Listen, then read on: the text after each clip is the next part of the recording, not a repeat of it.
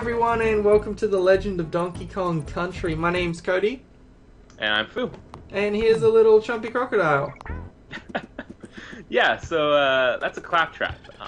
It's one of the two enemies on the stage, the other ones being these zombies who don't like red light. Yeah, because zombies, of course, are very careful to pay attention to traffic laws. Yeah, of course. But the zombies aren't really worth talking about. The claptraps are. The claptraps are actually one of my favorite models in the series.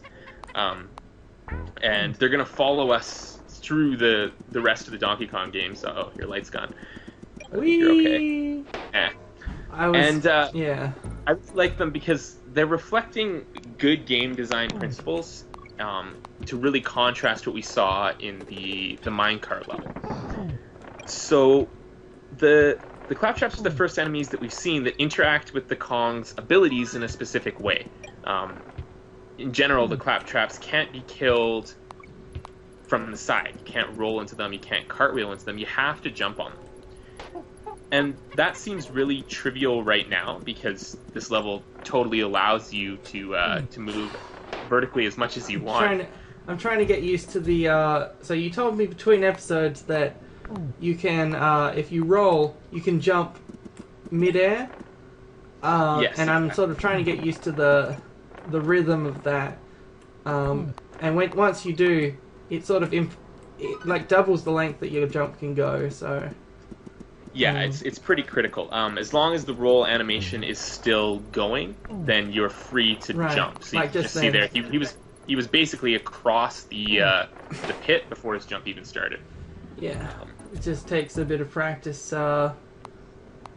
Just getting used to it. Oh, and I tried to roll into that from above though. So there we go. That brings us back to the claptraps and the rejection of rolling. Yeah. So yeah, it's kind of trivial in this level because you are free to move vertically as much as you want. There's no real reason you would ever, even think about rolling into the claptraps. But the point is that they're teaching you about this enemy. They're giving you the opportunity to learn what works and what doesn't in a relatively safe situation. And then later on, they can create challenges where you have to, or you are inclined to, attack the claptraps from the side.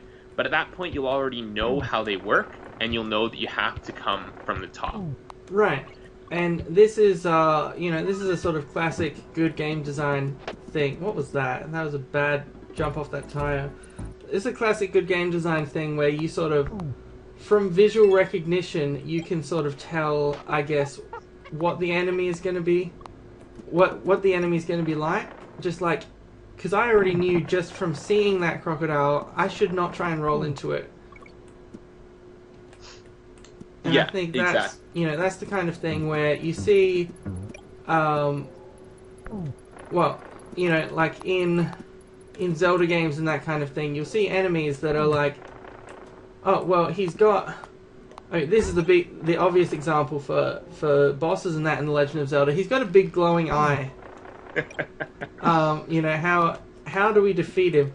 Whereas here, like, they sort of go with... here's the enemy. We'll bring the enemy back at some point. I need to go through this again. Back. Yeah. They'll bring the enemy back at some point, and then you're going to have to remember what the trick is to defeating it. Right, exactly. So one of the things that they're going to do with claptraps, for example, is they're going to start combining it with an enemy that can't be... There's the save point right there. Not that it matters, because it's game over. But that's alright, because we made sure that we got to the save point between episodes, which involves actually skipping most of this stage. Yeah, there's a if level you head skip. to the I left think here, you showed you it can at the end skip of the through the last stage, video. yeah. Yeah, there's a level skip here. But we're not going to use it because we're going to finish this level. Yeah. Yeah. But yeah, so the claptraps, they're later going to be paired up with enemies that can't be attacked from the top, that you have to kill from the side. Right. Especially in DKC2, we'll generally see the claptraps most of the time hanging around with porcupines that can't be attacked from the top. So now you have this pair of enemies they can't be taken out with a single attack. As Cody kind of progresses in the game, he's going to learn to do things like jump off the heads of a bunch of enemies in a row, or roll through a bunch of enemies in a row, kind of classic combo-style kills. And then I'm learning lots of things after about he cliffs. masters those techniques, the rug's going to be ripped out from under him, because they're going to start offering us groups of enemies that don't go down so easily. Right. And you see this in, well, the Mario RPG games, for example. You start to see, like, Goombas, except they've got spikes on their helmets. And then, like, that sort of, that's a similar kind of thing of, like, how do we defeat these guys? And what happens when you combine it with... You combine them with other types of enemies, or in narrow spaces or whatever. Like, if there's... These claptraps, are they called? Claptraps, yeah. They would be deadly in spaces where you can't really jump very well. Exactly. Alright, we have to So, get one and go. There we go. that kind of consistency is another thing where this game, and the Mario games too, I mean, it's a property of good Nintendo games, but they kind of stand out, especially in comparison to the massive number of platformers that are being released at this point. Yeah. Even Sonic gets this wrong.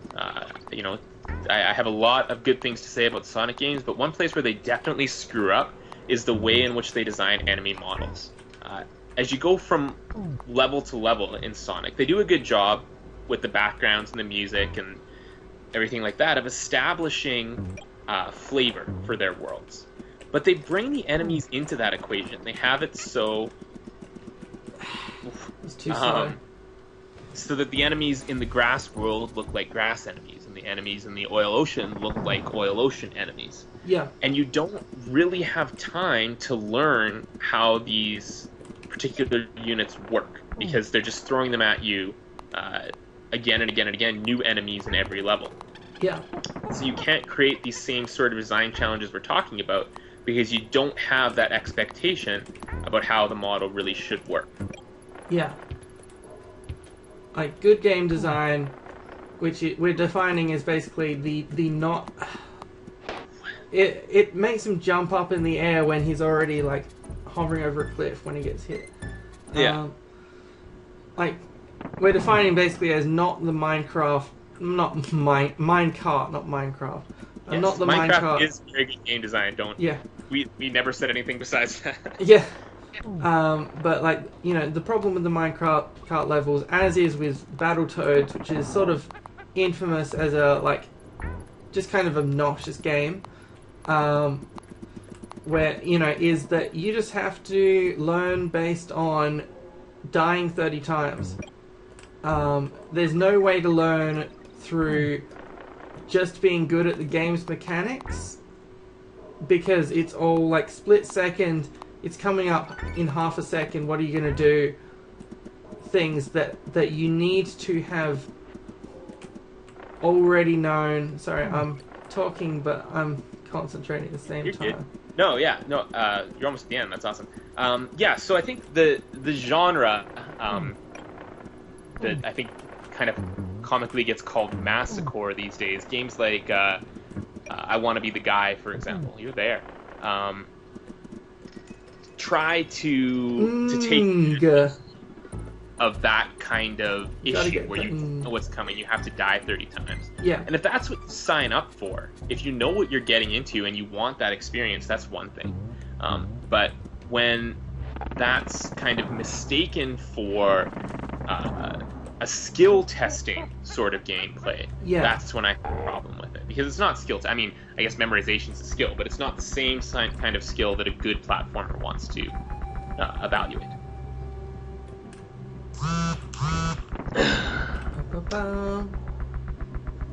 Cool. So, yeah, congratulations. We're through Stop Go Station. Yeah. And we got through it properly. Not like when I skipped through it at the end of the last episode, So we're on to something completely different now, and we can kind of leave the discussion of enemy modeling aside, and talk about this level, which is kind of unique. in the game in the way that it blends lateral and vertical movement. Yeah. Of the outdoors levels where you have a picture in the background of some outdoor scene, Yeah. for the most part, you're moving relatively straightforwardly left to right, and you're not moving up and down all that much. Yeah. This is the first real exception where they have you kind of follow these hills and these up and down jumps like this. And it's never been totally clear to me what they were doing here, because the game's aesthetic is well established. Uh-oh. Oh, you're going for it? You ballsier than I would have been. Yeah. You can probably despawn that tire by walking to the side. But anyway. Yeah, so it kind of goes against the game's aesthetic, which really relies on a traditional arcade-type feel of a left to right side scroller, and having that consistent feel allows for a lot of the interesting ways in which Donkey Kong Country 2 levels establish their feeling. Like when suddenly at the end of DKC 2 we switch from levels that are moving left to right to levels that are moving strictly top to bottom, it feels really different right away, and that's because they fed you a steady diet of the run right kind of thing. It's a big contrast to Sonic and Super Mario, which by this point, nice. That's a really tough part. I know we're kind of just seeing it for the first time, but it's really impressive that he got through that. That's like probably the most difficult part of the world. This is a pain in the ass too, but he's got 2 guys, so he's fine. But yeah, like Sonic levels and Mario levels, they tend to have a really strong two-dimensionality to them. You can definitely move up and down as much as you can move left and right. Yeah. Nice. And what do I got to do here? You got to get to that wheel in time to get over it. All right.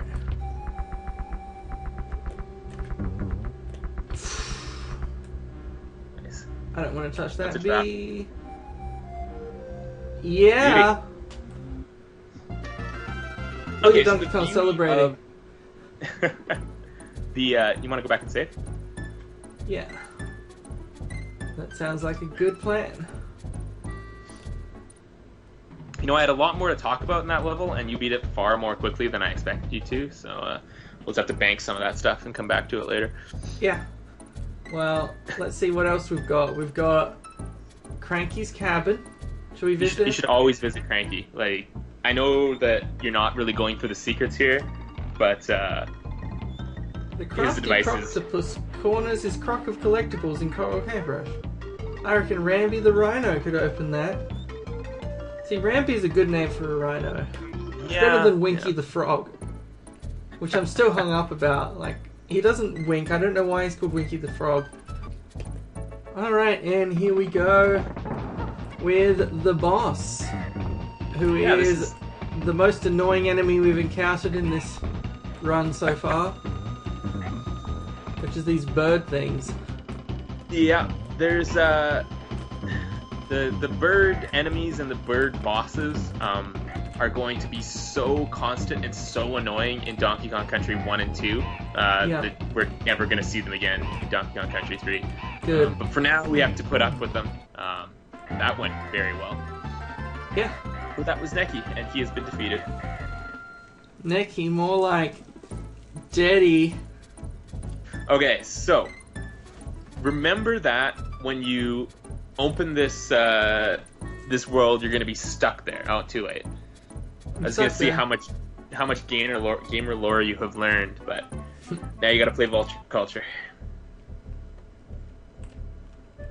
Are you going to quiz me on gamer lore?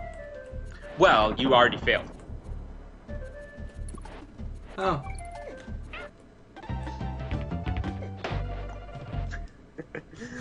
Yeah.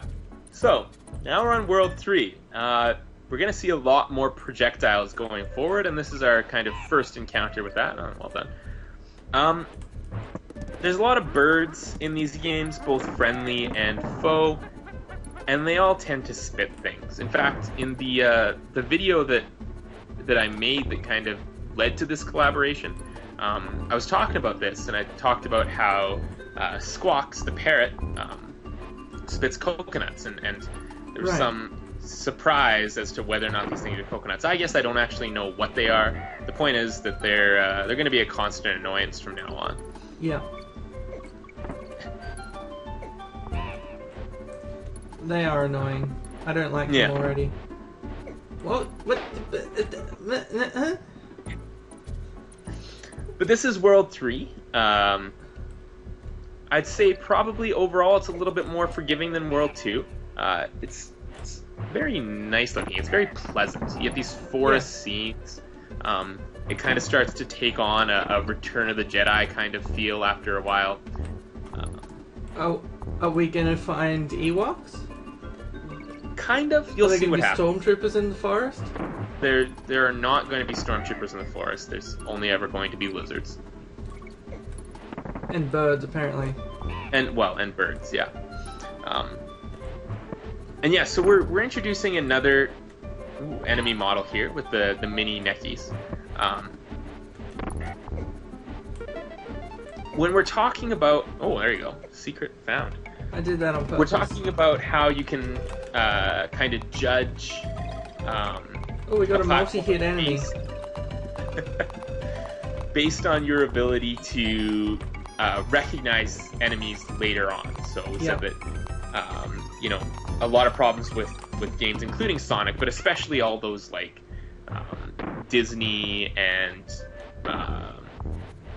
like Mountain Dew gimmick games of the early 90s. They had a major problem where there were just so many more enemy models than there were levels.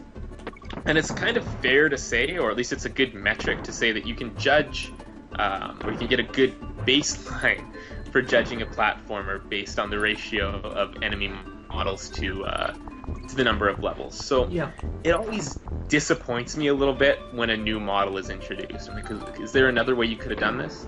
But in this case, it does represent a very specific sort of escalation in difficulty, where you're seeing these projectile enemies for the first time. Right. And, I guess we can be okay with that. Yeah. Oh. You know how in the first video I was like, you gotta get that Kong. I don't think I've gotten the Kong in like 2 videos now. That's alright. You gotta get the Ong or the or the Cog sometimes. Or whatever, really.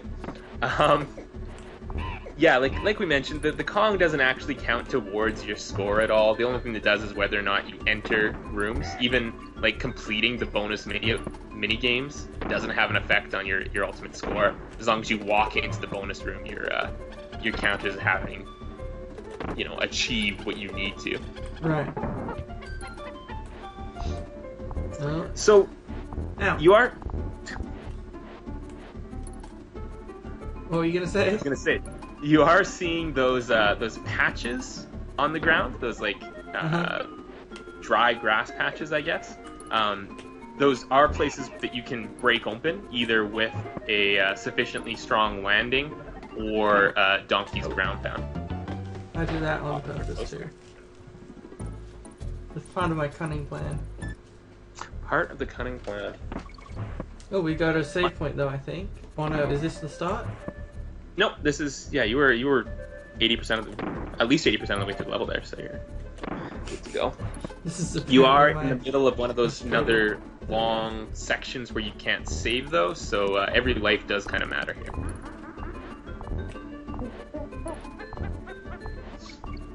Alright. Well, as long as there's no minecart levels. There are no minecart levels. Or zombies. I mean, not entirely done with auto-scrollers yet by any means, but nothing quite so terrible. Let's grab this barrel, because it makes you run faster, I guess. Maybe it just feels like it makes you run faster, but sometimes I'm you not get actually sure. optical illusions like that.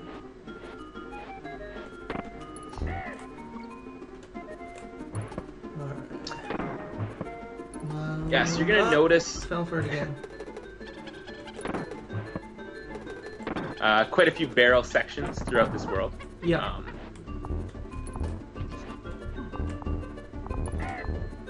So I hope you're gonna have fun with those. They do get a little bit more consistent. I mean, you learn kind of how the barrels behave after a while, what the timing is on those exits, and they certainly won't be as frustrating by the time you're done as they were back in World 1. Yeah. This is a bit of a pain for sure.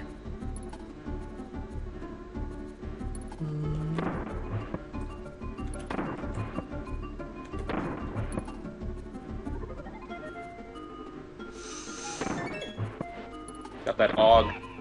Yeah. Sweet, well done. You gotta get the AUG. The OG.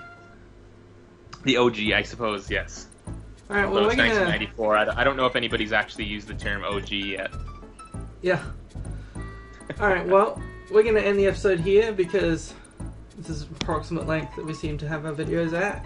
And we'll see you next time. Cool, thanks for watching.